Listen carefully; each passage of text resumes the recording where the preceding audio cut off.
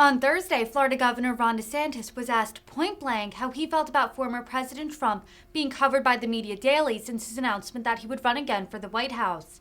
DeSantis mostly avoided the question, instead pointing out his historic victory last month.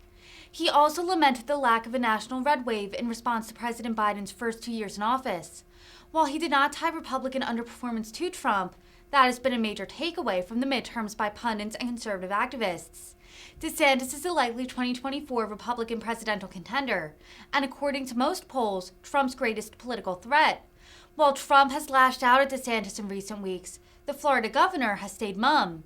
His comments today could be seen as a subtle criticism of the 45th president. I'm not going to ask you if you're running for president. You've probably heard that one a couple times already. But you certainly have your pulse on national politics, and given the rumors that are swirling, I'm curious, what is your take on Mr. Trump being back in the news every day, and what is your take? You enjoy a healthy Republican Party in Florida, but nationally the Republican Party is divided. So can you elaborate for us on those two specific items, national Republican politics, and your take on Mr. Trump being on the news every day? Well, look, He is your resident, by the way. we understand, but I also got 22 million others, and we got to look out for everybody. And so we're focusing on getting things done, doing our job, and that's what we're going to continue to do. I think the election, it was interesting.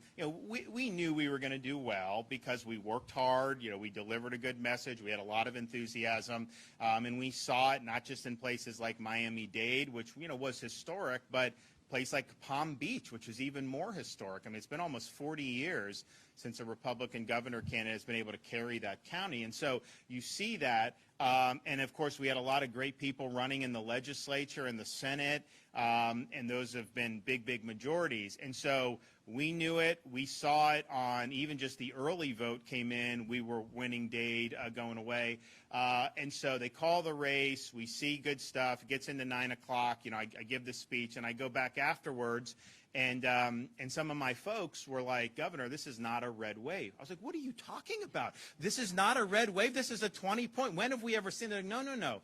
Florida is a big win, but the rest of the country, we are not seeing really good performance from a lot of these Republicans. They're like, it doesn't look like we're going to be able to win the Senate. The House is going to be very close. We assumed we were going to end up with like 245 House members. We're at 222. It looks like, which is a huge underperformance. And so, the question is, why did that happen? Because the way these midterms work, someone gets elected to the White House, and then there's a reaction the other way. That's what happens almost every 2 years, and especially when people are pessimistic about the direction of the country, have a negative view on Biden. Usually those voters are going to want to vote for people that are offering an alternative, and yet some of those voters throughout the country, not in Florida, but throughout the country, even though they disapproved of Biden, even though they disapproved of the direction of the country, they still didn't want to vote, for some of our candidates. So I don't think it's a question necessarily being divided as a party. I think it's like, okay, how do you run and win majorities? And I think what we've done in Florida is we've shown that we've exercised leadership.